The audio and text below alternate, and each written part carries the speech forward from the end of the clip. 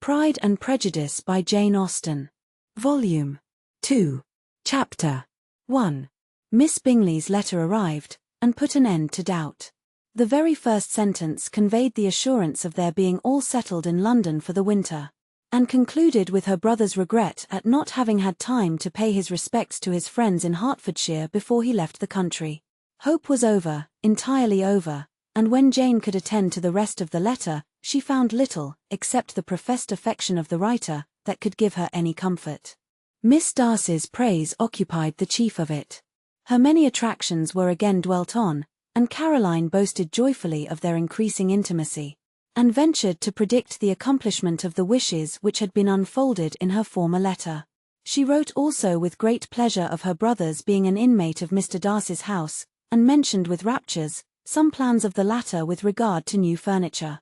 Elizabeth, to whom Jane very soon communicated the chief of all this, heard it in silent indignation. Her heart was divided between concern for her sister, and resentment against all the others. To Caroline's assertion of her brother's being partial to Miss Darcy she paid no credit. That he was really fond of Jane, she doubted no more than she had ever done, and much as she had always been disposed to like him, she could not think without anger, hardly without contempt, on that easiness of temper, that want of proper resolution which now made him the slave of his designing friends, and led him to sacrifice his own happiness to the caprice of their inclinations. Had his own happiness, however, been the only sacrifice, he might have been allowed to sport with it in whatever manner he thought best. But her sister's was involved in it, as she thought he must be sensible himself. It was a subject, in short, on which reflection would be long indulged, and must be unavailing. She could think of nothing else, and yet whether Bingley's regard had really died away, or were suppressed by his friend's interference, whether he had been aware of Jane's attachment, or whether it had escaped his observation, whichever were the case, though her opinion of him must be materially affected by the difference, her sister's situation remained the same, her peace equally wounded. A day or two passed before Jane had courage to speak of her feelings to Elizabeth, but at last on Mrs. Bennet's leaving them together, after a longer irritation than usual about Netherfield and its master, she could not help saying, "Oh, that my dear mother had more command over herself. She can have no idea of the pain she gives me by her continual reflections on him. But I will not repine. It cannot last long. He will be forgot, and we shall all be as we were before." Elizabeth looked at her sister with incredulous solicitude, but said nothing. "You doubt me," cried Jane, slightly colouring. "Indeed you have no reason. He may live in my memory as the most amiable man of my acquaintance, but that is all. I have nothing either to hope or fear, and nothing to reproach him with. Thank God, I have not that pain. A little time therefore. I shall certainly try to get the better." With a stronger voice she soon added, "I have this comfort immediately, that it has not been more than an error of fancy on my side, and that it has done no harm to anyone but myself." "My dear Jane," exclaimed Elizabeth, "you are too good. Your sweetness and disinterestedness are really angelic. I do not know what to say to you. I feel as if I had never done you justice, or loved you as you deserve." Miss Bennet eagerly disclaimed all extraordinary merit, and threw back the praise on her sister's warm affection. "Nay," said Elizabeth, "this is not fair. You wish to think all the world respectable, and are hurt if I speak ill of anybody. I only want to think you perfect, and you set yourself against it.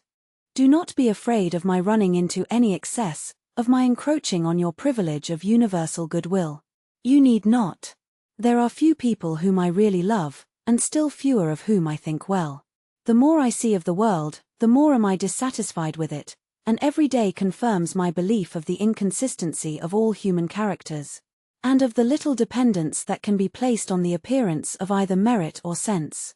I have met with two instances lately, one I will not mention, the other is Charlotte's marriage. It is unaccountable. In every view it is unaccountable. My dear Lizzie, do not give way to such feelings as these.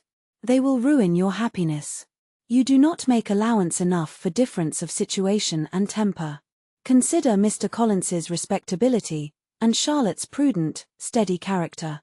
Remember that she is one of a large family, that as to fortune, it is a most eligible match, and be ready to believe, for everybody's sake, that she may feel something like regard and esteem for our cousin. To oblige you, I would try to believe almost anything, but no one else could be benefited by such a belief as this. For were I persuaded that Charlotte had any regard for him, I should only think worse of her understanding than I now do of her heart. My dear Jane, Mr. Collins is a conceited, pompous, narrow-minded, silly man. You know he is, as well as I do. And you must feel, as well as I do, that the woman who marries him cannot have a proper way of thinking. You shall not defend her, though it is Charlotte Lucas.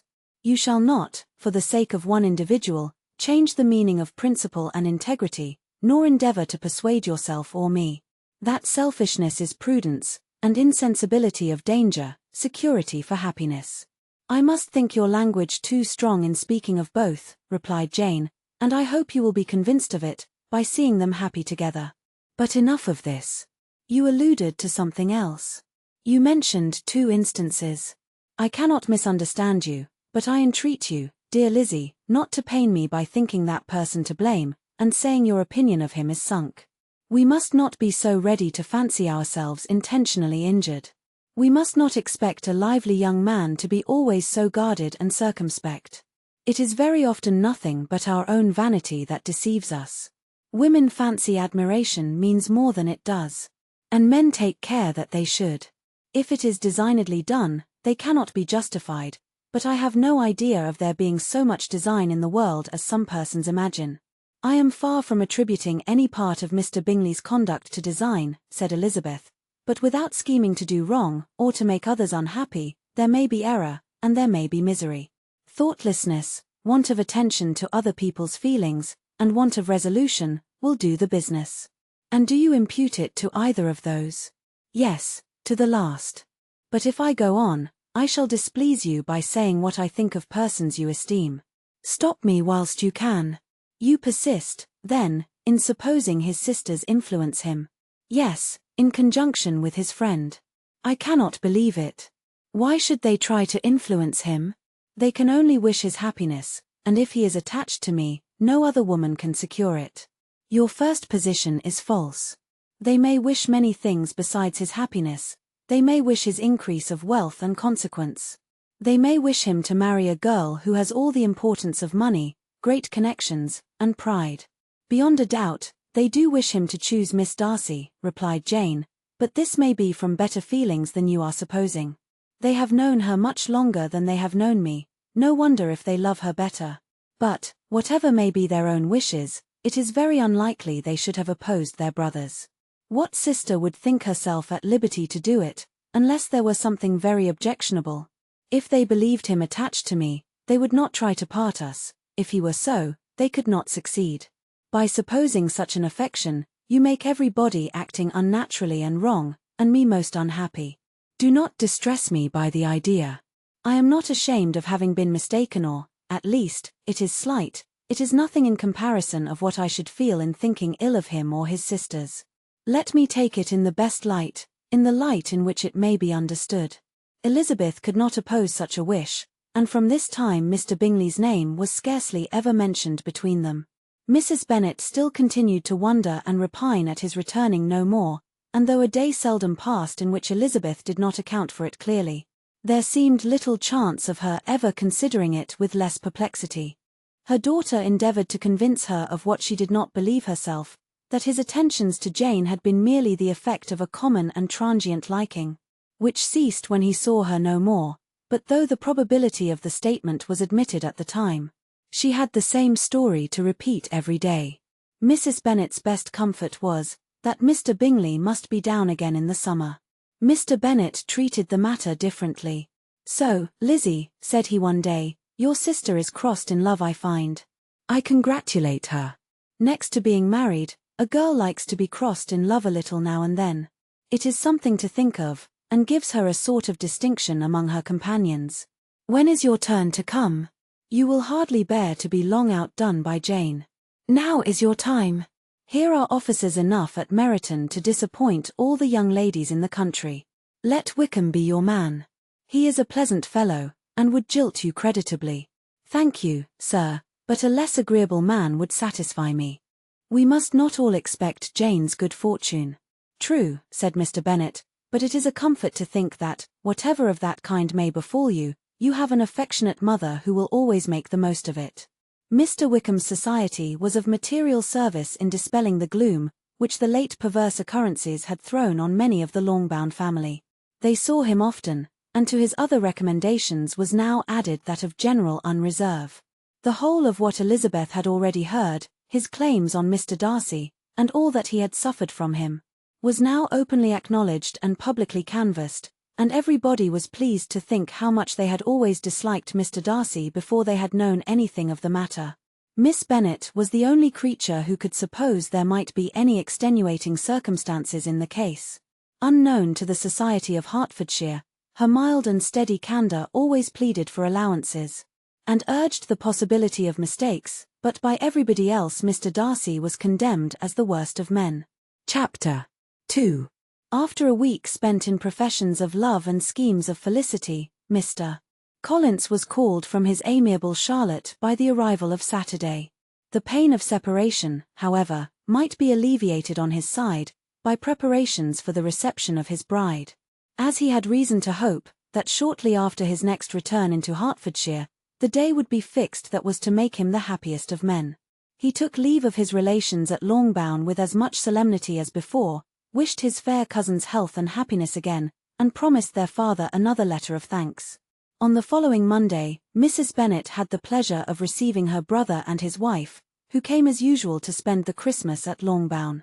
Mr. Gardiner was a sensible, gentlemanlike man, greatly superior to his sister, as well by nature as education. The Netherfield ladies would have had difficulty in believing that a man who lived by trade, and within view of his own warehouses, could have been so well bred and agreeable. Mrs. Gardiner, who was several years younger than Mrs. Bennet and Mrs. Phillips, was an amiable, intelligent, elegant woman, and a great favourite with all her Longbourn nieces. Between the two eldest and herself especially, there subsisted a very particular regard. They had frequently been staying with her in town. The first part of Mrs. Gardiner's business on her arrival was to distribute her presents and describe the newest fashions. When this was done, she had a less active part to play. It became her turn to listen. Mrs. Bennet had many grievances to relate, and much to complain of. They had all been very ill-used since she last saw her sister. 2 of her girls had been on the point of marriage, and after all there was nothing in it. "I do not blame Jane," she continued, "for Jane would have got Mr. Bingley, if she could. But, Lizzie, oh, sister, it is very hard to think that she might have been Mr. Collins's wife by this time, had not it been for her own perverseness. He made her an offer in this very room, and she refused him. The consequence of it is, that Lady Lucas will have a daughter married before I have, and that Longbourn estate is just as much entailed as ever. The Lucases are very artful people indeed, sister. They are all for what they can get. I am sorry to say it of them, but so it is. It makes me very nervous and poorly, to be thwarted so in my own family, and to have neighbours who think of themselves before anybody else. However, your coming just at this time is the greatest of comforts, and I am very glad to hear what you tell us, of long sleeves." Mrs. Gardiner, to whom the chief of this news had been given before, in the course of Jane and Elizabeth's correspondence with her, made her sister a slight answer, and in compassion to her nieces turned the conversation. When alone with Elizabeth afterwards, she spoke more on the subject. "It seems likely to have been a desirable match for Jane," said she. "I am sorry it went off. But these things happen so often. A young man, such as you describe Mr. Bingley, so easily falls in love with a pretty girl for a few weeks, and when accident separates them, so easily forgets her, that these sort of inconstancies are very frequent." "An excellent consolation in its way," said Elizabeth, "but it will not do for us. We do not suffer by accident. It does not often happen that the interference of friends will persuade a young man of independent fortune to think no more of a girl, whom he was violently in love with only a few days before. But that expression of violently in love is so hackneyed, so doubtful, so indefinite, that it gives me very little idea. It is as often applied to feelings which arise from an half-hour's acquaintance, as to a real, strong attachment. Pray, how violent was Mr. Bingley's love? I never saw a more promising inclination. He was growing quite inattentive to other people, and wholly engrossed by her. Every time they met, it was more decided and remarkable. At his own ball he offended 2 or 3 young ladies, by not asking them to dance, and I spoke to him twice myself, without receiving an answer. Could there be finer symptoms? Is not general incivility the very essence of love? Oh, yes. Of that kind of love which I suppose him to have felt. Poor Jane. I am sorry for her, because, with her disposition, she may not get over it immediately. It had better have happened to you, Lizzie, you would have laughed yourself out of it sooner. But do you think she would be prevailed on to go back with us? Change of scene might be of service and perhaps a little relief from home, may be as useful as anything. Elizabeth was exceedingly pleased with this proposal, and felt persuaded of her sister's ready acquiescence. I hope, added Mrs. Gardiner, that no consideration with regard to this young man will influence her. We live in so different a part of town, all our connections are so different, and, as you well know, we go out so little, that it is very improbable they should meet at all, unless he really comes to see her. And that is quite impossible, for he is now in the custody of his friend, and Mr. Darcy would no more suffer him to call on Jane in such a part of London. My dear aunt, how could you think of it? Mr. Darcy may perhaps have heard of such a place as Gracechurch Street, but he would hardly think a month's ablution enough to cleanse him from its impurities. Were he once to enter it, and depend upon it, Mr. Bingley never stirs without him. So much the better. I hope they will not meet at all. But does not Jane correspond with the sister? She will not be able to help calling. She will drop the acquaintance entirely. But in spite of the certainty in which Elizabeth affected to place this point, as well as the still more interesting one of Bingley's being withheld from seeing Jane, she felt a solicitude on the subject which convinced her, on examination, that she did not consider it entirely hopeless. It was possible, and sometimes she thought it probable, that his affection might be reanimated, and the influence of his friends successfully combated by the more natural influence of Jane's attractions. Miss Bennet accepted her aunt's invitation with pleasure, and the Bingleys were no otherwise in her thoughts at the time, than as she hoped that, by Caroline's not living in the same house with her brother, she might occasionally spend a morning with her, without any danger of seeing him. The Gardiners stayed a week at Longbourn, and what with the Phillipses, the Lucases, and the officers, there was not a day without its engagement. Mrs. Bennet had so carefully provided for the entertainment of her brother and sister, that they did not once sit down to a family dinner. When the engagement was for home, some of the officers always made part of it, of which officers Mr. Wickham was sure to be one. And on these occasions, Mrs. Gardiner, rendered suspicious by Elizabeth's warm commendation of him, narrowly observed them both. Without supposing them, from what she saw, to be very seriously in love, their preference of each other was plain enough to make her a little uneasy, and she resolved to speak to Elizabeth on the subject before she left Hertfordshire, and represent to her the imprudence of encouraging such an attachment. To Mrs. Gardiner, Wickham had one means of affording pleasure, unconnected with his general powers. About 10 or a dozen years ago, before her marriage, she had spent a considerable time in that very part of Derbyshire, to which he belonged.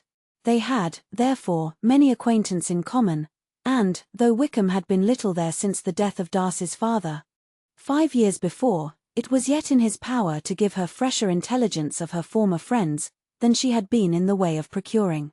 Mrs. Gardiner had seen Pemberley, and known the late Mr. Darcy by character perfectly well. Here consequently was an inexhaustible subject of discourse. In comparing her recollection of Pemberley, with the minute description which Wickham could give, and in bestowing her tribute of praise on the character of its late possessor, she was delighting both him and herself. On being made acquainted with the present Mr. Darcy's treatment of him, she tried to remember something of that gentleman's reputed disposition when quite a lad, which might agree with it, and was confident at last, that she recollected having heard Mr. Fitzwilliam Darcy formerly spoken of as a very proud, ill-natured boy. Chapter 2. Mrs. Gardiner's caution to Elizabeth was punctually and kindly given on the first favourable opportunity of speaking to her alone. After honestly telling her what she thought, she thus went on. You are too sensible a girl, Lizzie, to fall in love merely because you are warned against it, and, therefore, I am not afraid of speaking openly. Seriously, I would have you be on your guard. Do not involve yourself, or endeavour to involve him in an affection which the want of fortune would make so very imprudent. I have nothing to say against him. He is a most interesting young man, and if he had the fortune he ought to have, I should think you could not do better. But as it is, you must not let your fancy run away with you. You have sense, and we all expect you to use it. Your father would depend on your resolution and good conduct, I am sure. You must not disappoint your father. My dear aunt, this is being serious indeed. Yes, and I hope to engage you to be serious likewise. Well, then, you need not be under any alarm. I will take care of myself, and of Mr. Wickham too. He shall not be in love with me, if I can prevent it. Elizabeth, you are not serious now. I beg your pardon. I will try again. At present I am not in love with Mr. Wickham. No, I certainly am not. But he is, beyond all comparison, the most agreeable man I ever saw, and if he becomes really attached to me I believe it will be better that he should not. I see the imprudence of it.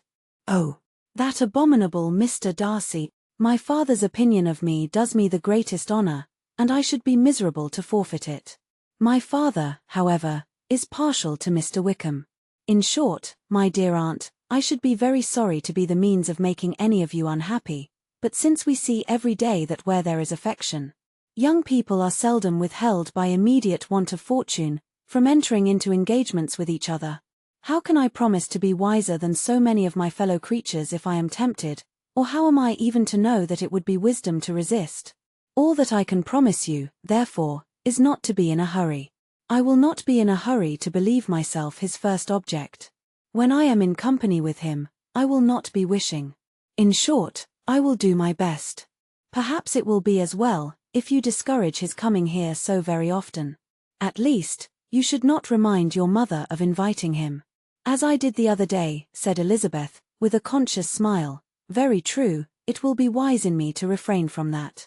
But do not imagine that he is always here so often. It is on your account that he has been so frequently invited this week. You know my mother's ideas as to the necessity of constant company for her friends. But really, and upon my honour, I will try to do what I think to be wisest, and now, I hope you are satisfied. Her aunt assured her that she was, and Elizabeth having thanked her for the kindness of her hints, they parted, a wonderful instance of advice being given on such a point, without being resented.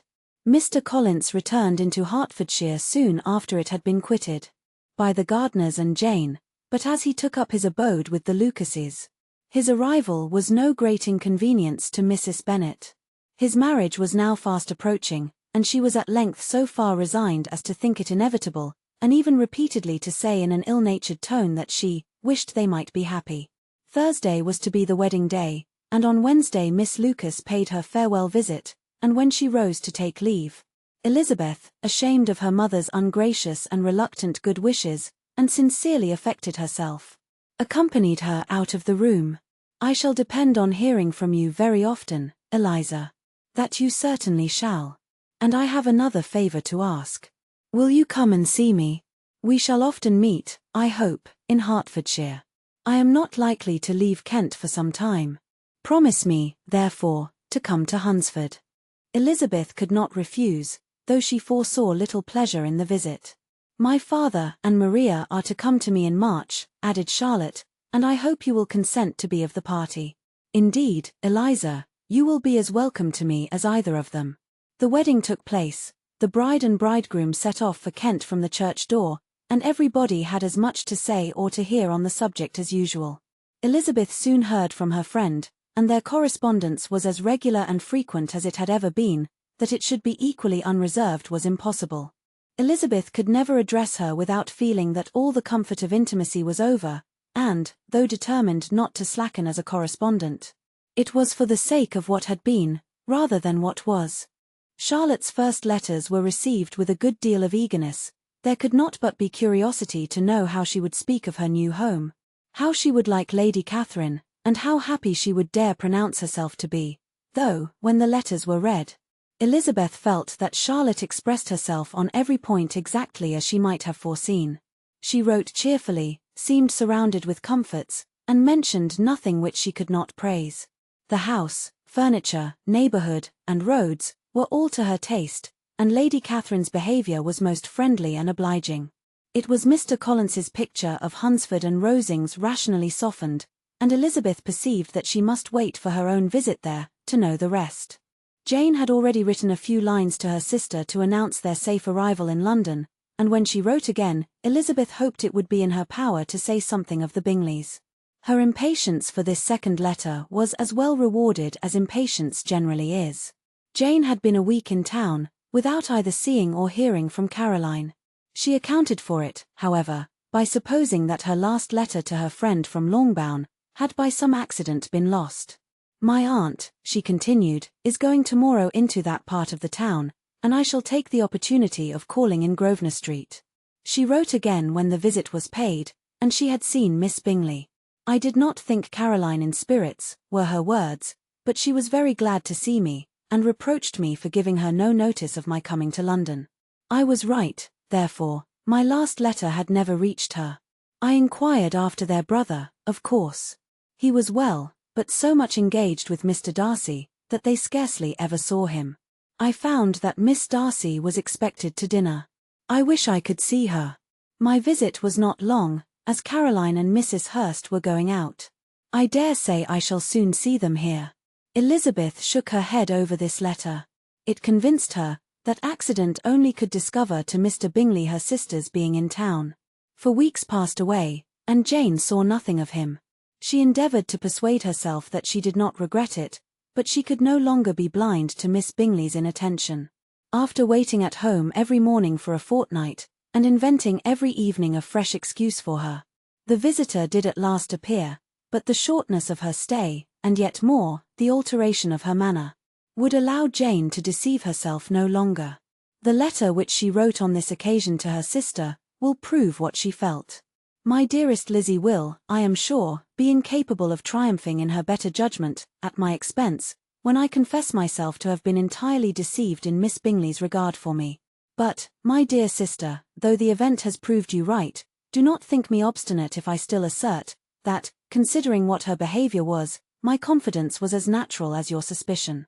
I do not at all comprehend her reason for wishing to be intimate with me, but if the same circumstances were to happen again, I am sure I should be deceived again. Caroline did not return my visit till yesterday, and not a note, not a line, did I receive in the meantime. When she did come, it was very evident that she had no pleasure in it. She made a slight, formal, apology for not calling before, said not a word of wishing to see me again, and was in every respect so altered a creature, that when she went away, I was perfectly resolved to continue the acquaintance no longer. I pity, though I cannot help blaming her. She was very wrong in singling me out as she did. I can safely say that every advance to intimacy began on her side. But I pity her, because she must feel that she has been acting wrong, and because I am very sure that anxiety for her brother is the cause of it. I need not explain myself farther, and though we know this anxiety to be quite needless, yet if she feels it, it will easily account for her behaviour to me, and so deservedly dear as he is to his sister, whatever anxiety she may feel on his behalf is natural and amiable. I cannot but wonder, however, at her having any such fears now, because, if he had at all cared about me, we must have met long, long ago.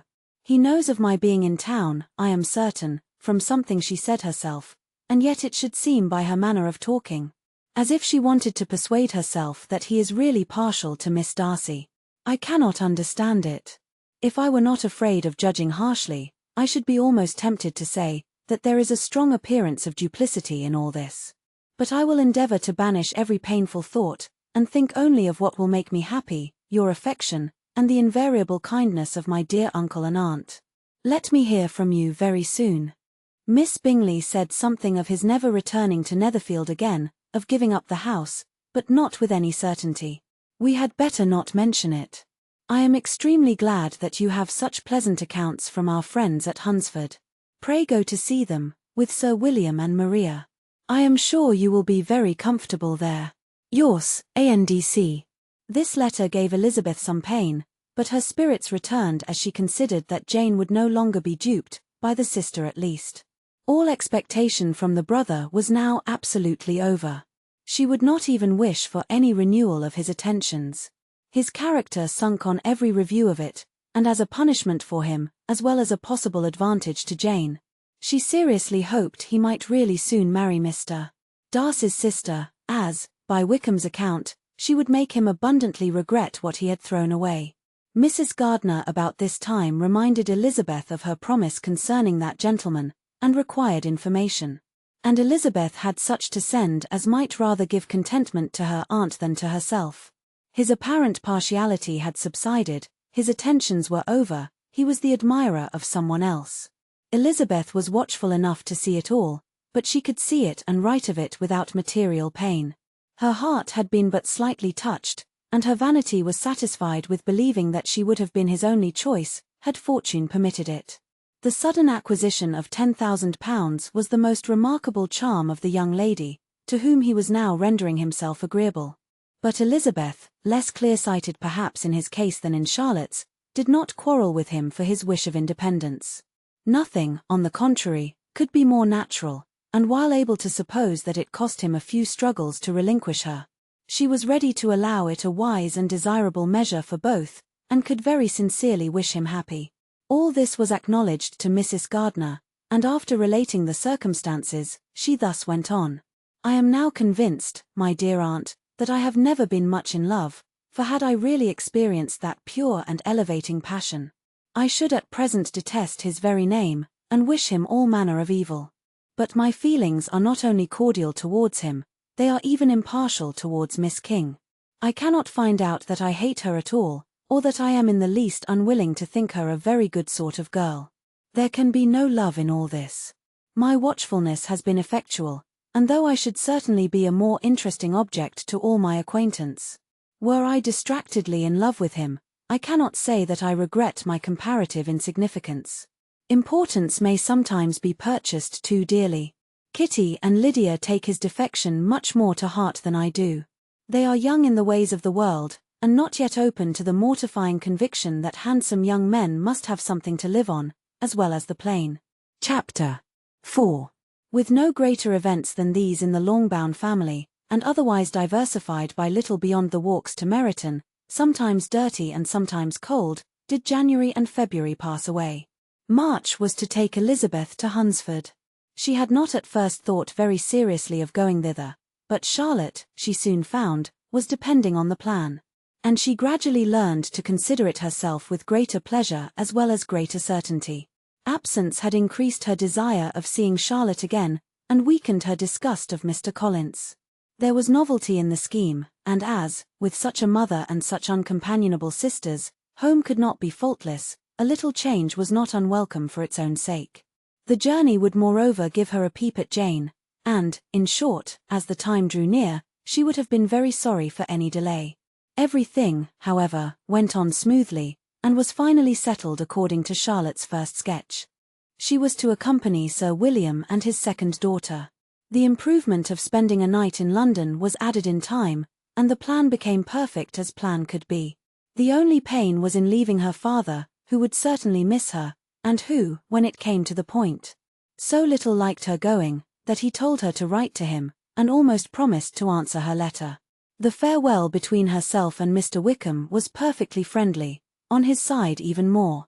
His present pursuit could not make him forget that Elizabeth had been the first to excite and to deserve his attention, the first to listen and to pity, the first to be admired, and in his manner of bidding her adieu, wishing her every enjoyment, reminding her of what she was to expect in Lady Catherine de Bourgh, and trusting their opinion of everybody would always coincide.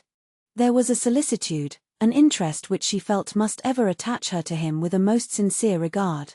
And she parted from him convinced, that whether married or single, he must always be her model of the amiable and pleasing. Her fellow travellers the next day were not of a kind to make her think him less agreeable. Sir William Lucas, and his daughter Maria, a good-humoured girl, but as empty-headed as himself, had nothing to say that could be worth hearing, and were listened to with about as much delight as the rattle of the chaise. Elizabeth loved absurdities, but she had known Sir William's too long. He could tell her nothing new of the wonders of his presentation and knighthood, and his civilities were worn out like his information. It was a journey of only 24 miles, and they began it so early as to be in Gracechurch Street by noon. As they drove to Mr. Gardiner's door, Jane was at a drawing-room window watching their arrival. When they entered the passage, she was there to welcome them. And Elizabeth, looking earnestly in her face, was pleased to see it healthful and lovely as ever. On the stairs were a troop of little boys and girls, whose eagerness for their cousin's appearance would not allow them to wait in the drawing-room, and whose shyness, as they had not seen her for a 12-month, prevented their coming lower. All was joy and kindness. The day passed most pleasantly away, the morning in bustle and shopping, and the evening at one of the theatres. Elizabeth then contrived to sit by her aunt. Their first subject was her sister, and she was more grieved than astonished to hear, in reply to her minute inquiries, that though Jane always struggled to support her spirits, there were periods of dejection. It was reasonable, however, to hope that they would not continue long. Mrs. Gardiner gave her the particulars also of Miss Bingley's visit in Gracechurch Street, and repeated conversations occurring at different times between Jane and herself, which proved that the former had, from her heart, given up the acquaintance. Mrs. Gardiner then rallied her niece on Wickham's desertion, and complimented her on bearing it so well. "But, my dear Elizabeth," she added, "what sort of girl is Miss King? I should be sorry to think our friend mercenary. Pray, my dear aunt, what is the difference in matrimonial affairs, between the mercenary and the prudent motive? Where does discretion end, and avarice begin? Last Christmas you were afraid of his marrying me, because it would be imprudent, and now, because he is trying to get a girl with only £10,000, you want to find out that he is mercenary. If you will only tell me what sort of girl Miss King is, I shall know what to think. She is a very good kind of girl, I believe. I know no harm of her. But he paid her not the smallest attention, till her grandfather's death made her mistress of this fortune. No, why should he? If it was not allowable for him to gain my affections, because I had no money, what occasion could there be for making love to a girl whom he did not care about, and who was equally poor? But there seems indelicacy in directing his attentions towards her, so soon after this event. A man in distressed circumstances has not time for all those elegant decorums which other people may observe. If she does not object to it, why should we? Her not objecting does not justify him. It only shows her being deficient in something herself sense or feeling. Well, cried Elizabeth, have it as you choose. He shall be mercenary, and she shall be foolish.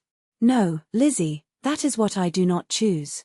I should be sorry, you know, to think ill of a young man who has lived so long in Derbyshire. Oh, if that is all, I have a very poor opinion of young men who live in Derbyshire, and their intimate friends who live in Hertfordshire are not much better. I am sick of them all. Thank heaven. I am going tomorrow where I shall find a man who has not one agreeable quality, who has neither manner nor sense to recommend him.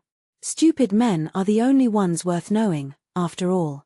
Take care, Lizzie, that speech savours strongly of disappointment. Before they were separated by the conclusion of the play, she had the unexpected happiness of an invitation to accompany her uncle and aunt in a tour of pleasure which they proposed taking in the summer.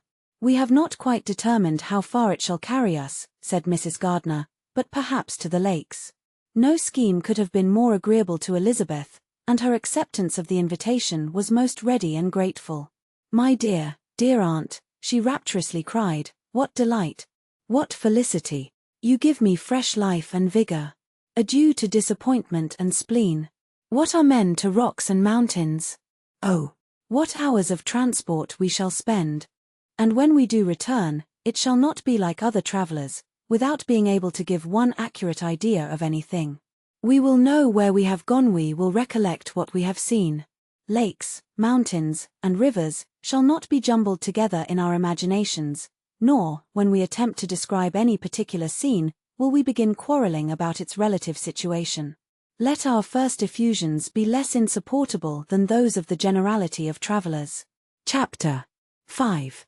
Every object in the next day's journey was new and interesting to Elizabeth, and her spirits were in a state for enjoyment. For she had seen her sister looking so well as to banish all fear for her health, and the prospect of her northern tour was a constant source of delight. When they left the high road for the lane to Hunsford, every eye was in search of the parsonage, and every turning expected to bring it in view. The paling of Rosings Park was their boundary on one side. Elizabeth smiled at the recollection of all that she had heard of its inhabitants. At length the parsonage was discernible. The garden sloping to the road, the house standing in it, the green pales and the laurel hedge, everything declared they were arriving.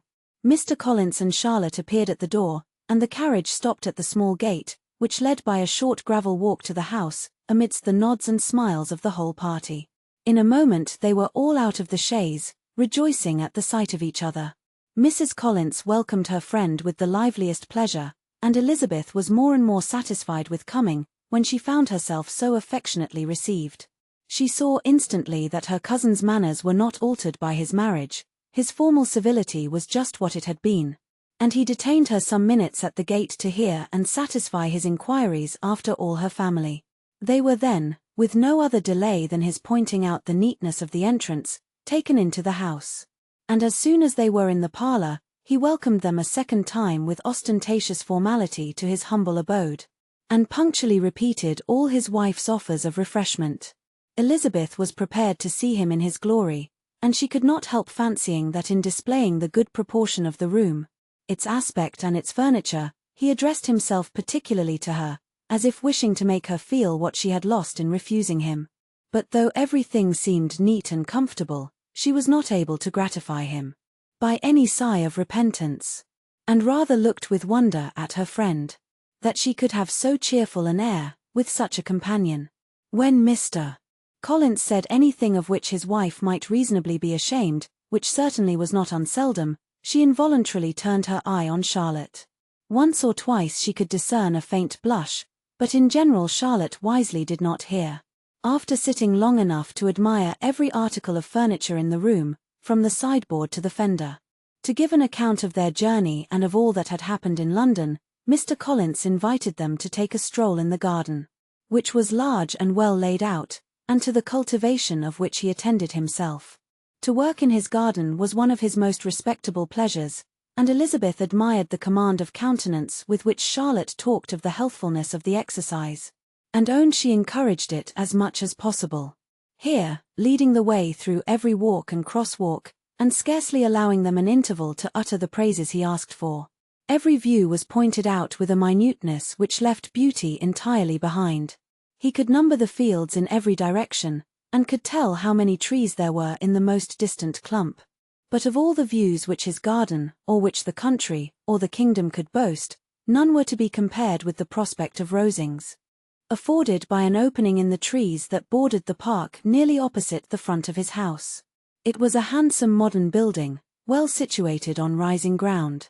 From his garden, Mr. Collins would have led them round his 2 meadows, but the ladies not having shoes to encounter the remains of a white frost, turned back, and while Sir William accompanied him, Charlotte took her sister and friend over the house, extremely well pleased, probably, to have the opportunity of showing it without her husband's help.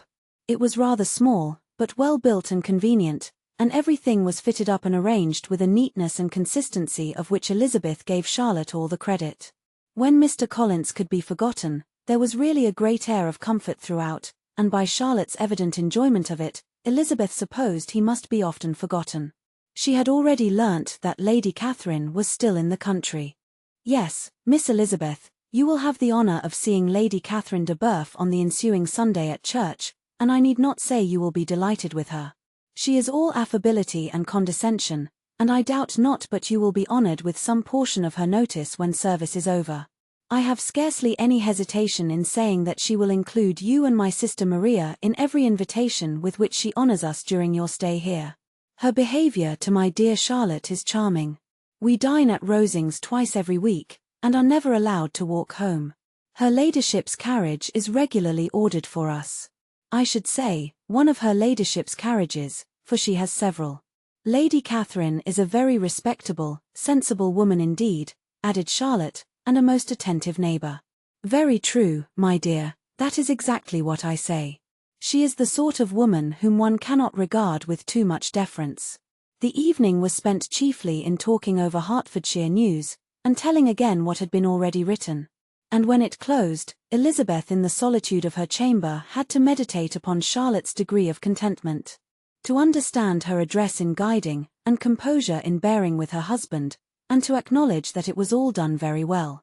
She had also to anticipate how her visit would pass, the quiet tenor of their usual employments, the vexatious interruptions of Mr. Collins, and the gaieties of their intercourse with Rosings. A lively imagination soon settled it all. About the middle of the next day, as she was in her room getting ready for a walk, a sudden noise below seemed to speak the whole house in confusion. And after listening a moment, she heard somebody running upstairs in a violent hurry, and calling loudly after her. "Oh, my dear Eliza, pray make haste and come into the dining room, for there is such a sight to be seen. I will not tell you what it is. Make haste, and come down this moment." Elizabeth asked questions in vain, Maria would tell her nothing more, and down they ran into the dining room, which fronted the lane. In quest of this wonder, it was two ladies stopping in a low phaeton at the garden gate. "And is this all?" cried Elizabeth. "I expected at least that the pigs were got into the garden, and here is nothing but Lady Catherine and her daughter." "La, my dear," said Maria, quite shocked at the mistake, "it is not Lady Catherine. The old lady is Mrs. Jenkinson, who lives with them. The other is Miss de Bourgh.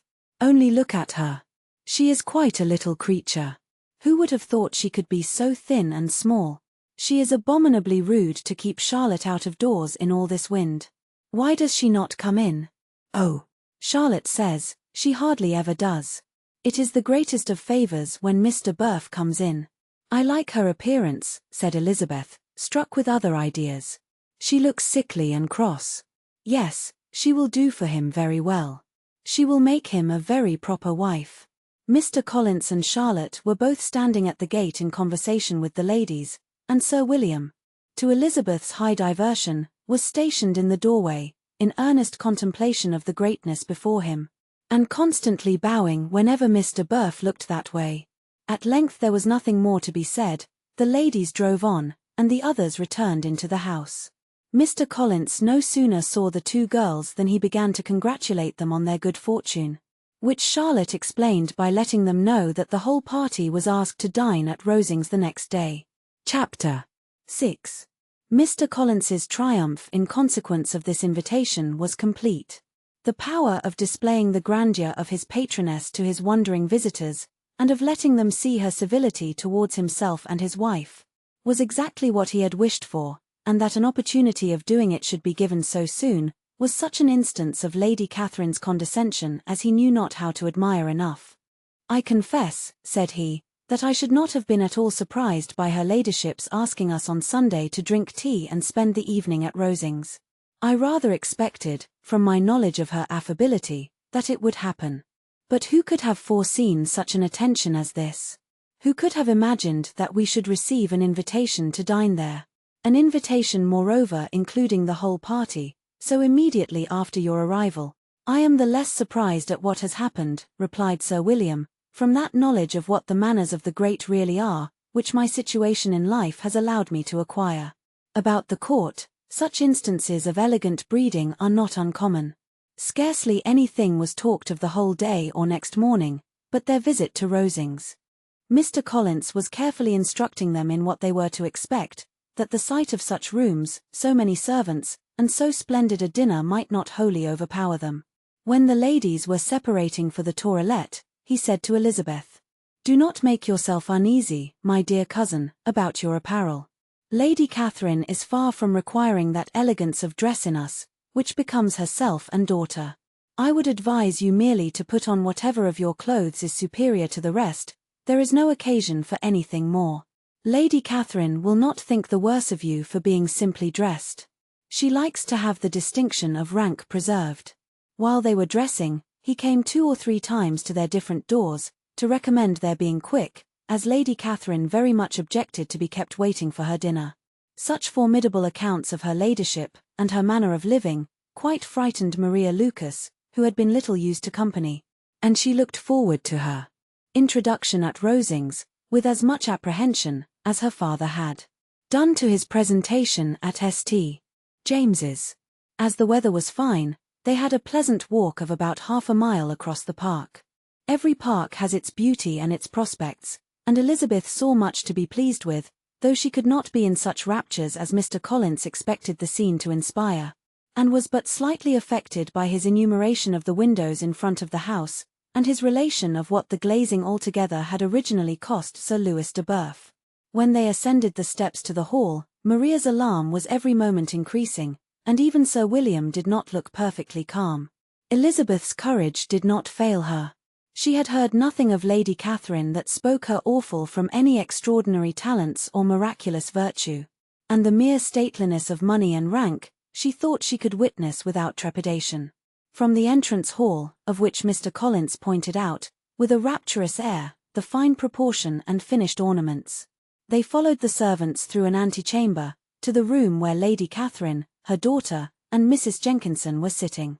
Her ladyship, with great condescension, arose to receive them, and as Mrs. Collins had settled it with her husband that the office of introduction should be hers, it was performed in a proper manner, without any of those apologies and thanks which he would have thought necessary. In spite of having been at St. James's, Sir William was so completely awed by the grandeur surrounding him, that he had but just courage enough to make a very low bow, and take his seat without saying a word, and his daughter, frightened almost out of her senses, sat on the edge of her chair, not knowing which way to look. Elizabeth found herself quite equal to the scene, and could observe the three ladies before her composedly. Lady Catherine was a tall, large woman, with strongly marked features, which might once have been handsome. Her air was not conciliating, nor was her manner of receiving them, such as to make her visitors forget their inferior rank. She was not rendered formidable by silence, but whatever she said, was spoken in so authoritative a tone, as marked her self-importance, and brought Mr. Wickham immediately to Elizabeth's mind, and from the observation of the day altogether, she believed Lady Catherine to be exactly what he had represented. When, after examining the mother, in whose countenance and deportment she soon found some resemblance of Mr. Darcy, she turned her eyes on the daughter, she could almost have joined in Maria's astonishment at her being so thin and so small. There was neither in figure nor face any likeness between the ladies. Miss de Burgh was pale and sickly, her features, though not plain, were insignificant, and she spoke very little, except in a low voice, to Mrs. Jenkinson, in whose appearance there was nothing remarkable, and who was entirely engaged in listening to what she said, and placing a screen in the proper direction before her eyes. After sitting a few minutes, they were all sent to one of the windows, to admire the view, Mr. Collins attending them to point out its beauties, and Lady Catherine kindly informing them that it was much better worth looking at in the summer. The dinner was exceedingly handsome, and there were all the servants, and all the articles of plate which Mr. Collins had promised. And, as he had likewise foretold, he took his seat at the bottom of the table, by her ladyship's desire, and looked as if he felt that life could furnish nothing greater. He carved, and ate, and praised with delighted alacrity, and every dish was commended, first by him, and then by Sir William, who was now enough recovered to echo whatever his son-in-law said, in a manner which Elizabeth wondered Lady Catherine could bear. But Lady Catherine seemed gratified by their excessive admiration, and gave most gracious smiles, especially when any dish on the table proved a novelty to them. The party did not supply much conversation. Elizabeth was ready to speak whenever there was an opening, but she was seated between Charlotte and Miss de Burgh, the former of whom was engaged in listening to Lady Catherine, and the latter said not a word to her all dinner time. Mrs. Jenkinson was chiefly employed in watching how little Miss de Burgh ate, pressing her to try some other dish, and fearing she were indisposed.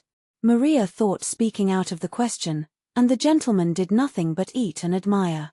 When the ladies returned to the drawing-room, there was little to be done but to hear Lady Catherine talk, which she did without any intermission till coffee came in, delivering her opinion on every subject in so decisive a manner as proved that she was not used to have her judgment controverted.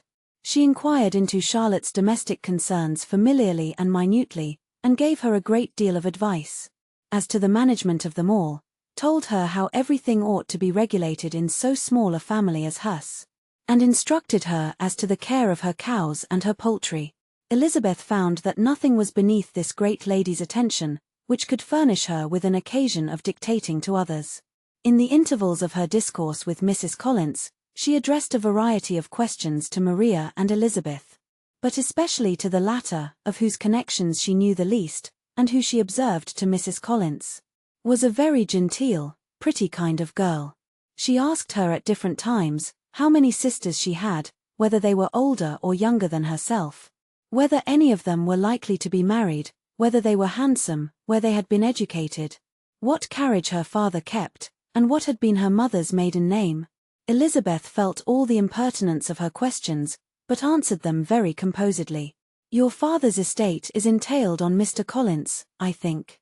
For your sake, turning to Charlotte, I am glad of it, but otherwise I see no occasion for entailing estates from the female line.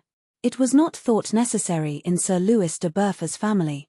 Do you play and sing, Miss Bennet? A little. Oh. Then some time or other we shall be happy to hear you. Our instrument is a capital one, probably superior to, you shall try it some day. Do your sisters play and sing? One of them does. Why did not you all learn? You ought all to have learned. The Miss Webbs all play, and their father has not so good an income as yours. Do you draw? No, not at all. What, none of you? Not one. That is very strange. But I suppose you had no opportunity. Your mother should have taken you to town every spring for the benefit of masters. My mother would have had no objection, but my father hates London. Has your governess left you? We never had any governess. No governess. How was that possible?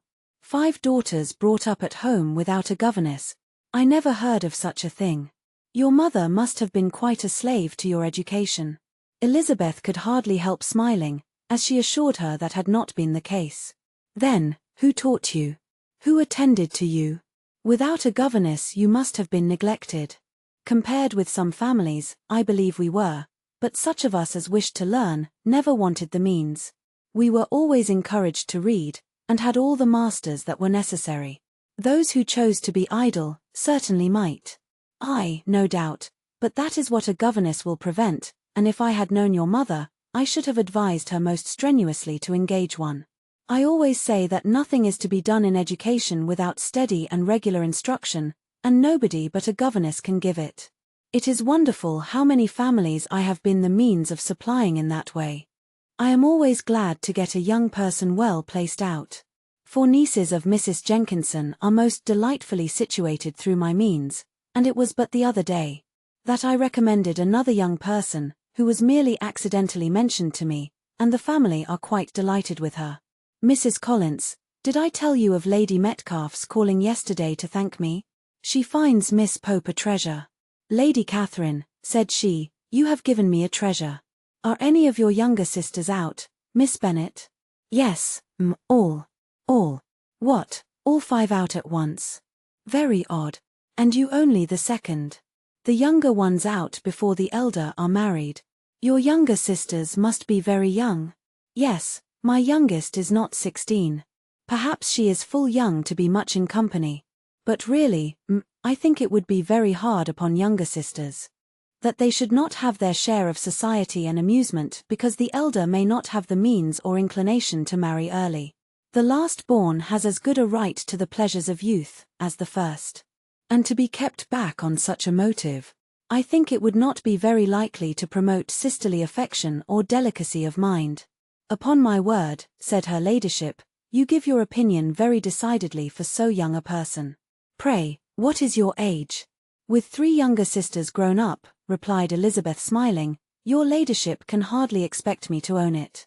Lady Catherine seemed quite astonished at not receiving a direct answer, and Elizabeth suspected herself to be the first creature who had ever dared to trifle with so much dignified impertinence. You cannot be more than 20, I am sure, therefore you need not conceal your age. I am not 21. When the gentlemen had joined them, and tea was over, the card tables were placed. Lady Catherine, Sir William, and Mr. and Mrs. Collins sat down to quadrille, and as Mr. Burf chose to play at casino. The 2 girls had the honor of assisting Mrs. Jenkinson to make up her party. Their table was superlatively stupid. Scarcely a syllable was uttered that did not relate to the game, except when Mrs. Jenkinson expressed her fears of Mr. Burfa's being too hot or too cold, or having too much or too little light. A great deal more passed at the other table. Lady Catherine was generally speaking stating the mistakes of the 3 others, or relating some anecdote of herself. Mr. Collins was employed in agreeing to everything her ladyship said, thanking her for every fish he won, and apologizing if he thought he won too many. Sir William did not say much. He was storing his memory with anecdotes and noble names. When Lady Catherine and her daughter had played as long as they chose, the tables were broke up, the carriage was offered to Mrs. Collins, gratefully accepted, and immediately ordered. The party then gathered round the fire to hear Lady Catherine determine what weather they were to have on the morrow. From these instructions they were summoned by the arrival of the coach, and with many speeches of thankfulness on Mr. Collins's side, and as many bows on Sir William's, they departed. As soon as they had driven from the door, Elizabeth was called on by her cousin, to give her opinion of all that she had seen at Rosings, which, for Charlotte's sake, she made more favourable than it really was. But her commendation, though costing her some trouble, could by no means satisfy Mr. Collins, and he was very soon obliged to take her ladyship's praise into his own hands. Chapter 7. Sir William stayed only a week at Hunsford, but his visit was long enough to convince him of his daughter's being most comfortably settled, and of her possessing such a husband and such a neighbour as were not often met with. While Sir William was with them, Mr. Collins devoted his mornings to driving him out in his gig, and showing him the country. But when he went away, the whole family returned to their usual employments, and Elizabeth was thankful to find that they did not see more of her cousin. By the alteration. For the chief of the time between breakfast and dinner was now passed by him either at work in the garden, or in reading and writing, and looking out of window in his own book-room, which fronted the road. The room in which the ladies sat was backwards. Elizabeth at first had rather wondered that Charlotte should not prefer the dining parlour for common use. It was a better-sized room, and had a pleasanter aspect, but she soon saw that her friend had an excellent reason for what she did. For Mr. Collins would undoubtedly have been much less in his own apartment, had they sat in one equally lively, and she gave Charlotte credit for the arrangement. From the drawing-room they could distinguish nothing in the lane, and were indebted to Mr. Collins for the knowledge of what carriages went along, and how often especially Mr. Bourgh drove by in her phaeton, which he never failed coming to inform them of. Though it happened almost every day, she not infrequently stopped at the Parsonage, and had a few minutes' conversation with Charlotte, but was scarcely ever prevailed on to get out. Very few days passed in which Mr. Collins did not walk to Rosings, and not many in which his wife did not think it necessary to go likewise. Until Elizabeth recollected that there might be other family livings to be disposed of, she could not understand the sacrifice of so many hours. Now and then, they were honoured with a call from her ladyship, and nothing escaped her observation that was passing in the room during these visits. She examined into their employments, looked at their work, and advised them to do it differently, found fault with the arrangement of the furniture, or detected the housemaid in negligence, and if she accepted any refreshment, seemed to do it only for the sake of finding out that Mrs. Collins's joints of meat were too large for her family. Elizabeth soon perceived that though this great lady was not in the commission of the peace for the county, she was a most active magistrate in her own parish, the minutest concerns of which were carried to her by Mr. Collins. And whenever any of the cottagers were disposed to be quarrelsome, discontented, or too poor, she sallied forth into the village to settle their differences, silence their complaints, and scold them into harmony and plenty. The entertainment of dining at Rosings was repeated about twice a week, and, allowing for the loss of Sir William, and there being only one card table in the evening, every such entertainment was the counterpart of the first. Their other engagements were few, as the style of living of the neighbourhood in general was beyond the Collinses' reach. This, however, was no evil to Elizabeth, and upon the whole she spent her time comfortably enough. There were half hours of pleasant conversation with Charlotte, and the weather was so fine for the time of year, that she had often great enjoyment out of doors. Her favourite walk, and where she frequently went while the others were calling on Lady Catherine, was along the open grove which edged that side of the park, where there was a nice sheltered path, which no one seemed to value but herself, and where she felt beyond the reach of Lady Catherine's curiosity. In this quiet way, the first fortnight of her visit soon passed away. Easter was approaching, and the week preceding it was to bring an addition to the family at Rosings, which in so small a circle must be important. Elizabeth had heard soon after her arrival that Mr. Darcy was expected there in the course of a few weeks. and though there were not many of her acquaintance whom she did not prefer, his coming would furnish one comparatively new to look at in their Rosings parties. And she might be amused in seeing how hopeless Miss Bingley's designs on him were, by his behaviour to his cousin, for whom he was evidently destined, by Lady Catherine, who talked of his coming with the greatest satisfaction, spoke of him in terms of the highest admiration, and seemed almost angry to find that he had already been frequently seen by Miss Lucas and herself. His arrival was soon known at the parsonage, for Mr. Collins was walking the whole morning within view of the lodges opening into Hunsford Lane, in order to have the earliest assurance of it, and after making his bow as the carriage turned into the park, hurried home with the great intelligence. On the following morning he hastened to Rosings to pay his respects. There were 2 nephews of Lady Catherine to require them, for Mr. Darcy had brought with him a Colonel Fitzwilliam, the younger son of his uncle, Lord, and to the great surprise of all the party, when Mr. Collins returned the gentleman accompanied him. I may thank you, Eliza, for this piece of civility. Mr. Darcy would never have come so soon to wait upon me. Elizabeth had scarcely time to disclaim all right to the compliment, before their approach was announced by the doorbell, and shortly afterwards the 3 gentlemen entered the room. Colonel Fitzwilliam, who led the way, was about 30, not handsome, but in person and address most truly the gentleman. Mr. Darcy looked just as he had been used to look in Hertfordshire, paid his compliments, with his usual reserve, to Mrs. Collins, and whatever might be his feelings towards her friend, met her with every appearance of composure. Elizabeth merely curtsied to him, without saying a word. Colonel Fitzwilliam entered into conversation directly with the readiness and ease of a well-bred man, and talked very pleasantly, but his cousin, after having addressed a slight observation on the house and garden to Mrs. Collins, sat for some time without speaking to anybody. At length, however, his civility was so far awakened as to inquire of Elizabeth after the health of her family. My eldest sister has been in town these 3 months. Have you never happened to see her there? She was perfectly sensible that he never had, but she wished to see whether he would betray any consciousness of what had passed between the Bingleys and Jane, and she thought he looked a little confused as he answered that he had never been so fortunate as to meet Miss Bennet. The subject was pursued no farther, and the gentleman soon afterwards went away. Chapter 8. Colonel Fitzwilliam's manners were very much admired at the parsonage, and the ladies all felt that he must add considerably to the pleasure of their engagements at Rosings. It was some days, however, before they received any invitation thither, for while there were visitors in the house, they could not be necessary, and it was not till Easter Day, almost a week after the gentleman's arrival, that they were honoured by such an attention, and then they were merely asked on leaving church to come there in the evening. For the last week they had seen very little of either Lady Catherine or her daughter. Colonel Fitzwilliam had called at the parsonage more than once during the time, but Mr. Darcy they had only seen at church. The invitation was accepted of course, and at a proper hour they joined the party in Lady Catherine's drawing-room. Her ladyship received them civilly, but it was plain that their company was by no means so acceptable as when she could get nobody else. And she was, in fact, almost engrossed by her nephews, speaking to them, especially to Darcy, much more than to any other person in the room.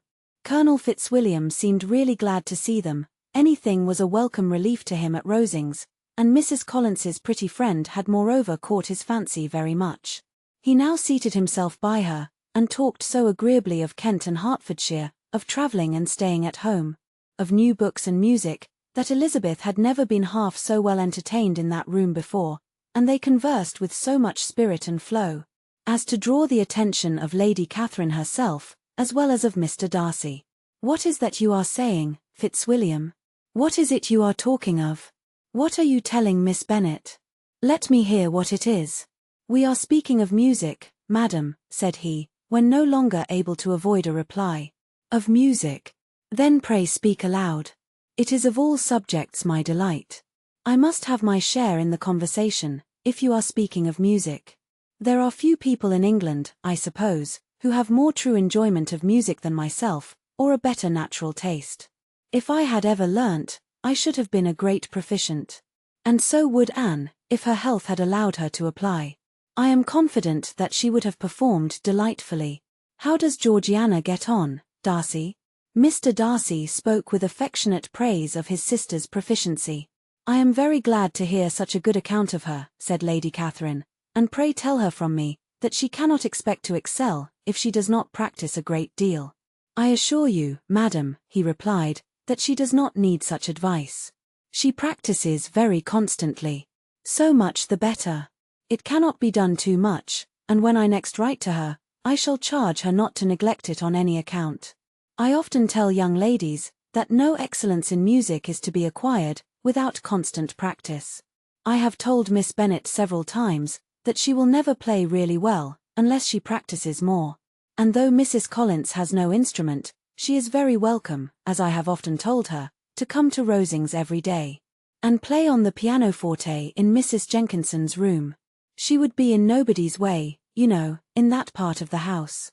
Mr. Darcy looked a little ashamed of his aunt's ill-breeding, and made no answer. When coffee was over, Colonel Fitzwilliam reminded Elizabeth of having promised to play to him, and she sat down directly to the instrument. He drew a chair near her. Lady Catherine listened to half a song, and then talked, as before, to her other nephew, till the latter walked away from her, and moving with his usual deliberation towards the pianoforte, stationed himself so as to command a full view of the fair performer's countenance. "You mean to frighten me, Mr. Darcy, by coming in all this state to hear me? But I will not be alarmed though your sister does play so well. There is a stubbornness about me that never can bear to be frightened at the will of others. My courage always rises with every attempt to intimidate me." "I shall not say that you are mistaken," he replied, "because you could not really believe me to entertain any design of alarming you. And I have had the pleasure of your acquaintance long enough to know, that you find great enjoyment in occasionally professing opinions which in fact are not your own." Elizabeth laughed heartily at this picture of herself, and said to Colonel Fitzwilliam, "Your cousin will give you a very pretty notion of me, and teach you not to believe a word I say. I am particularly unlucky in meeting with a person so well able to expose my real character, in a part of the world, where I had hoped to pass myself off with some degree of credit. Indeed, Mr. Darcy, it is very ungenerous in you to mention all that you knew to my disadvantage in Hertfordshire and, give me leave to say, very impolitic too, for it is provoking me to retaliate, and such things may come out, as will shock your relations to hear." "I am not afraid of you," said he, smilingly. "Pray let me hear what you have to accuse him of," cried Colonel Fitzwilliam. "I should like to know how he behaves among strangers." "You shall hear then, but prepare yourself for something very dreadful. The first time of my ever seeing him in Hertfordshire, you must know, was at a ball, and at this ball, what do you think he did? He danced only 4 dances. I am sorry to pain you, but so it was. He danced only 4 dances, though gentlemen were scarce, and, to my certain knowledge, more than one young lady was sitting down in want of a partner. Mr. Darcy, you cannot deny the fact. I had not at that time the honour of knowing any lady in the assembly beyond my own party." "True, and nobody can ever be introduced in a ball-room. Well, Colonel Fitzwilliam, what do I play next?" "My fingers wait your orders." "Perhaps," said Darcy, "I should have judged better, had I sought an introduction, but I am ill qualified to recommend myself to strangers." "Shall we ask your cousin the reason of this?" said Elizabeth, still addressing Colonel Fitzwilliam. "Shall we ask him why a man of sense and education, and who has lived in the world, is ill qualified to recommend himself to strangers?" "I can answer your question," said Fitzwilliam, without applying to him. "It is because he will not give himself the trouble." "I certainly have not the talent which some people possess," said Darcy, "of conversing easily with those I have never seen before. I cannot catch their tone of conversation, or appear interested in their concerns, as I often see done. My fingers," said Elizabeth, "do not move over this instrument in the masterly manner which I see so many women's do. They have not the same force or rapidity, and do not produce the same expression. But then I have always supposed it to be my own fault because I would not take the trouble of practicing. It is not that I do not believe my fingers as capable as any other woman's of superior execution." Darcy smiled and said, "You are perfectly right. You have employed your time much better. No one admitted to the privilege of hearing you can think anything wanting. We neither of us perform to strangers." Here they were interrupted by Lady Catherine, who called out to know what they were talking of. Elizabeth immediately began playing again. Miss Bennet would not play at all amiss, if she practised more, and could have the advantage of a London master. She has a very good notion of fingering, though her taste is not equal to Anne's, and would have been a delightful performer, had her health allowed her to learn. Elizabeth looked at Darcy to see how cordially he assented to his cousin's praise, but neither at that moment nor at any other could she discern any symptom of love. And from the whole of his behaviour to Mr. Bourgh she derived this comfort for Miss Bingley, that he might have been just as likely to marry her, had she been his relation. Lady Catherine continued her remarks on Elizabeth's performance, mixing with them many instructions on execution and taste. Elizabeth received them with all the forbearance of civility, and at the request of the gentleman remained at the instrument till her ladyship's carriage was ready to take them all home. Chapter 9. Elizabeth was sitting by herself the next morning, and writing to Jane, while Mrs. Collins and Maria were gone on business into the village, when she was startled by a ring at the door, the certain signal of a visitor. As she had heard no carriage, she thought it not unlikely to be Lady Catherine, and under that apprehension was putting away her half-finished letter that she might escape all impertinent questions, when the door opened, and to her very great surprise, Mr. Darcy, and Mr. Darcy only, entered the room. He seemed astonished too on finding her alone, and apologized for his intrusion, by letting her know that he had understood all the ladies to be within. They then sat down, and when her inquiries after Rosings were made, seemed in danger of sinking into total silence. "How very suddenly you all quitted Netherfield last November, Mr. Darcy. It must have been a most agreeable surprise to Mr. Bingley to see you all after him so soon, for, if I recollect right, he went but the day before. He and his sisters were well, I hope, when you left London?" "Perfectly so, I thank you." She found that she was to receive no other answer and, after a short pause, added, "I think I have understood that Mr. Bingley has not much idea of ever returning to Netherfield again. I have never heard him say so, but it is probable that he may spend very little of his time there in future. He has many friends, and he is at a time of life when friends and engagements are continually increasing. If he means to be but little at Netherfield, it would be better for the neighbourhood that he should give up the place entirely, for then we might possibly get a settled family there. But perhaps Mr. Bingley did not take the house so much for the convenience of the neighbourhood as for his own, and we must expect him to keep or quit it on the same principle." "I should not be surprised," said Darcy, "if he were to give it up, as soon as any eligible purchase offers." Elizabeth made no answer. She was afraid of talking longer of his friend, and, having nothing else to say, was now determined to leave the trouble of finding a subject to him. He took the hint, and soon began with, "This seems a very comfortable house. Lady Catherine, I believe, did a great deal to it when Mr. Collins first came to Hunsford." "I believe she did, and I am sure she could not have bestowed her kindness on a more grateful object. Mr. Collins appears very fortunate in his choice of a wife. Yes, indeed, his friends may well rejoice in his having met with one of the very few sensible women who would have accepted him, or have made him happy if they had. My friend has an excellent understanding, though I am not certain that I consider her marrying Mr. Collins as the wisest thing she ever did. She seems perfectly happy, however, and in a prudential light, it is certainly a very good match for her.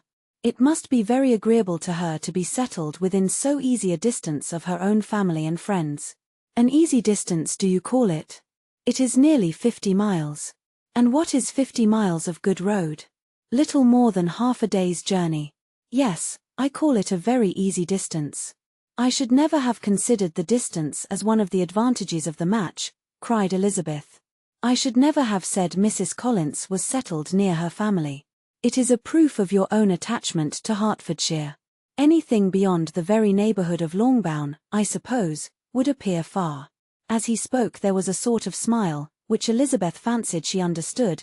He must be supposing her to be thinking of Jane and Netherfield, and she blushed as she answered, "I do not mean to say that a woman may not be settled too near her family. The far and the near must be relative, and depend on many varying circumstances. Where there is fortune to make the expense of travelling unimportant, distance becomes no evil. But that is not the case here. Mr. and Mrs. Collins have a comfortable income. but not such a one as will allow of frequent journeys, and I am persuaded my friend would not call herself near her family under less than half the present distance. Mr. Darcy drew his chair a little towards her, and said, "You cannot have a right to such very strong local attachment. You cannot have been always at Longbourn." Elizabeth looked surprised. "Are you pleased with Kent?" A short dialogue on the subject of the country ensued, on either side calm and concise, and soon put an end to by the entrance of Charlotte and her sister, just returned from their walk. The tete-a-tete surprised them. Mr. Darcy related the mistake which had occasioned his intruding on Miss Bennet, and after sitting a few minutes longer without saying much to anybody, went away. "What can be the meaning of this?" said Charlotte, as soon as he was gone. "My dear Eliza, he must be in love with you, or he would never have called on us in this familiar way." But when Elizabeth told of his silence, it did not seem very likely, even to Charlotte's wishes, to be the case. And after various conjectures, they could at last only suppose his visit to proceed from the difficulty of finding anything to do, which was the more probable from the time of year. All field sports were over. Within doors there was Lady Catherine, books, and a billiard table, but gentlemen cannot be always within doors. And in the nearness of the parsonage, or the pleasantness of the walk to it, or of the people who lived in it, the two cousins found a temptation from this period of walking thither almost every day. They called at various times of the morning, sometimes separately, sometimes together, and now and then accompanied by their aunt. It was plain to them all that Colonel Fitzwilliam came because he had pleasure in their society, a persuasion which of course recommended him still more, and Elizabeth was reminded by her own satisfaction in being with him, as well as by his evident admiration of her former favourite George Wickham, and though, in comparing them, she saw there was less captivating softness in Colonel Fitzwilliam's manners, she believed he might have the best informed mind. But why Mr. Darcy came so often to the parsonage, it was more difficult to understand. It could not be for society, as he frequently sat there 10 minutes together without opening his lips, and when he did speak, it seemed the effect of necessity rather than of choice, a sacrifice to propriety, not a pleasure to himself. He seldom appeared really animated. Mrs. Collins knew not what to make of him. Colonel Fitzwilliam's occasionally laughing at his stupidity proved that he was generally different, which her own knowledge of him could not have told her, and as she would have liked to believe this change the effect of love, and the object of that love, her friend Eliza, she sat herself seriously to work to find it out. She watched him whenever they were at Rosings, and whenever he came to Hunsford, but without much success. He certainly looked at her friend a great deal, but the expression of that look was disputable. It was an earnest, steadfast gaze, but she often doubted whether there were much admiration in it, and sometimes it seemed nothing but absence of mind. She had once or twice suggested to Elizabeth the possibility of his being partial to her, but Elizabeth always laughed at the idea, and Mrs. Collins did not think it right to press the subject, from the danger of raising expectations which might only end in disappointment. For in her opinion it admitted not of a doubt that all her friend's dislike would vanish, if she could suppose him to be in her power. In her kind schemes for Elizabeth, she sometimes planned her marrying Colonel Fitzwilliam. He was beyond comparison the pleasantest man, he certainly admired her, and his situation in life was most eligible. But, to counterbalance these advantages, Mr. Darcy had considerable patronage in the church, and his cousin could have none at all. Chapter 10. More than once did Elizabeth in her ramble within the park unexpectedly meet Mr. Darcy. She felt all the perverseness of the mischance that should bring him where no one else was brought, and to prevent its ever happening again, took care to inform him at first that it was a favourite haunt of hers. How it could occur a second time therefore was very odd, yet it did, and even a third. It seemed like wilful ill-nature, or a voluntary penance, for on these occasions it was not merely a few formal inquiries and an awkward pause and then away, but he actually thought it necessary to turn back and walk with her. He never said a great deal, nor did she give herself the trouble of talking or of listening much. But it struck her in the course of their third rencontre that he was asking some odd unconnected questions about her pleasure in being at Hunsford, her love of solitary walks, and her opinion of Mr. and Mrs. Collins's happiness, and that in speaking of Rosings and her not perfectly understanding the house, He seemed to expect that whenever she came into Kent again she would be staying there too. His words seemed to imply it. Could he have Colonel Fitzwilliam in his thoughts? She supposed, if he meant anything, he must mean an allusion to what might arise in that quarter. It distressed her a little, and she was quite glad to find herself at the gate in the Pales opposite the parsonage. She was engaged one day as she walked, in reperusing Jane's last letter, and dwelling on some passages which proved that Jane had not written in spirits, when, instead of being again surprised by Mr. Darcy, she saw on looking up that Colonel Fitzwilliam was meeting her. "I did not know before that you ever walked this way." "I have been making the tour of the park," he replied, "as I generally do every year, and intend to close it with a call at the parsonage." "Are you going much farther?" "No, I should have turned in a moment." And accordingly she did turn, and they walked towards the parsonage together. "Do you certainly leave Kent on Saturday?" said she. "Yes, if Darcy does not put it off again. But I am at his disposal. He arranges the business just as he pleases. And if not able to please himself in the arrangement, he has at least great pleasure in the power of choice. I do not know anybody who seems more to enjoy the power of doing what he likes than Mr. Darcy." "He likes to have his own way very well," replied Colonel Fitzwilliam. "But so we all do. It is only that he has better means of having it than many others, because he is rich, and many others are poor. I speak feelingly. A younger son, you know, must be inured to self-denial and dependence. In my opinion, the younger son of an earl can know very little of either. Now, seriously, what have you ever known of self-denial and dependence? When have you been prevented by want of money from going wherever you chose, or procuring anything you had a fancy for? These are home questions, and perhaps I cannot say that I have experienced many hardships of that nature. But in matters of greater weight, I may suffer from the want of money. Younger sons cannot marry where they like. Unless where they like women of fortune, which I think they very often do. Our habits of expense make us too dependent, and there are not many in my rank of life who can afford to marry without some attention to money. Is this, thought Elizabeth, meant for me? And she coloured at the idea, but, recovering herself, said in a lively tone, "And pray, what is the usual price of an earl's younger son? Unless the elder brother is very sickly, I suppose you would not ask above £50,000. He answered her in the same style, and the subject dropped. "I imagine your cousin brought you down with him chiefly for the sake of having somebody at his disposal. I wonder he does not marry, to secure a lasting convenience of that kind. But, perhaps his sister does as well for the present, and, as she is under his sole care, he may do what he likes with her."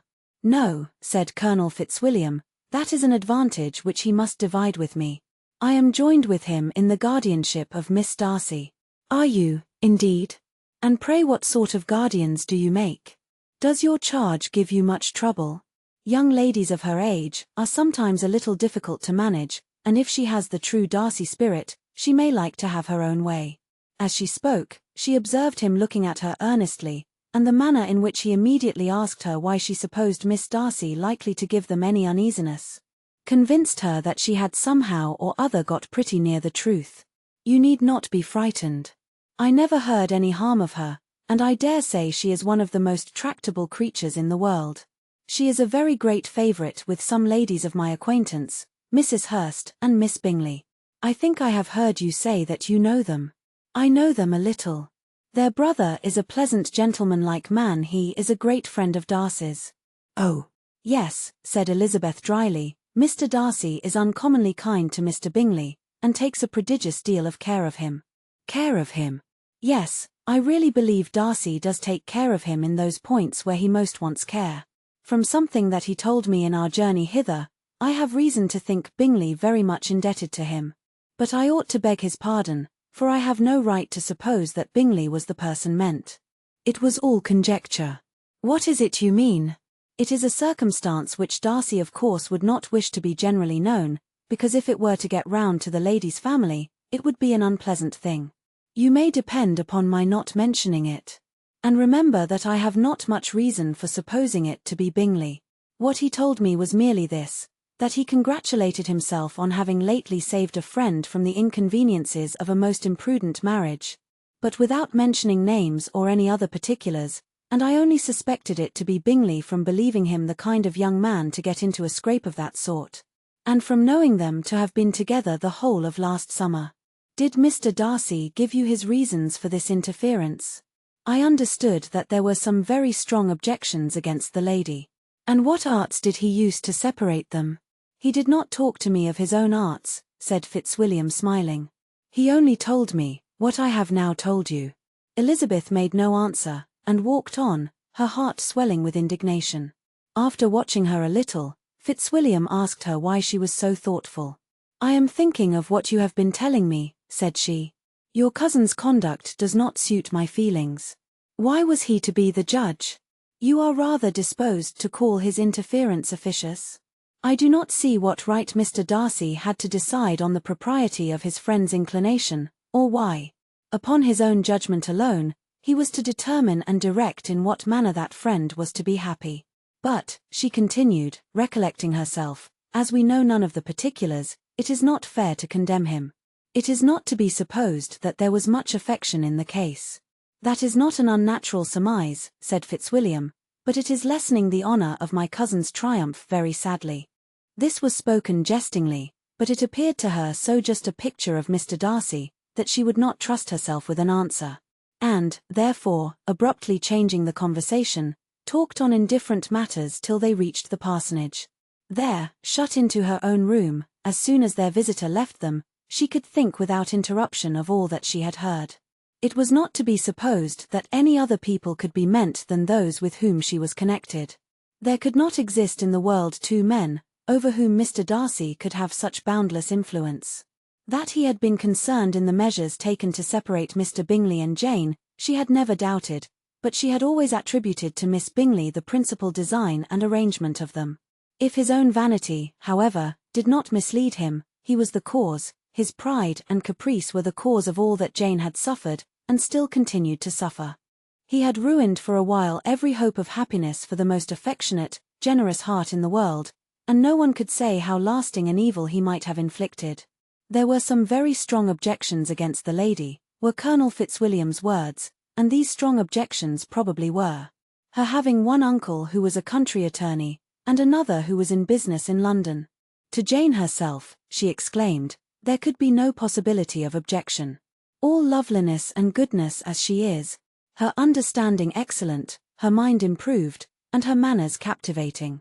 Neither could anything be urged against my father, who, though with some peculiarities, has abilities which Mr. Darcy himself need not disdain, and respectability which he will probably never reach. When she thought of her mother indeed, her confidence gave way a little, but she would not allow that any objections there had material weight with Mr. Darcy, whose pride, she was convinced, would receive a deeper wound from the want of importance in his friends' connections, than from their want of sense, and she was quite decided at last, that he had been partly governed by this worst kind of pride, and partly by the wish of retaining Mr. Bingley for his sister. The agitation and tears which the subject occasioned, brought on a headache, and it grew so much worse towards the evening that, added to her unwillingness to see Mr. Darcy, it determined her not to attend her cousins to Rosings, where they were engaged to drink tea. Mrs. Collins, seeing that she was really unwell, did not press her to go, and as much as possible prevented her husband from pressing her. But Mr. Collins could not conceal his apprehension of Lady Catherine's being rather displeased by her staying at home.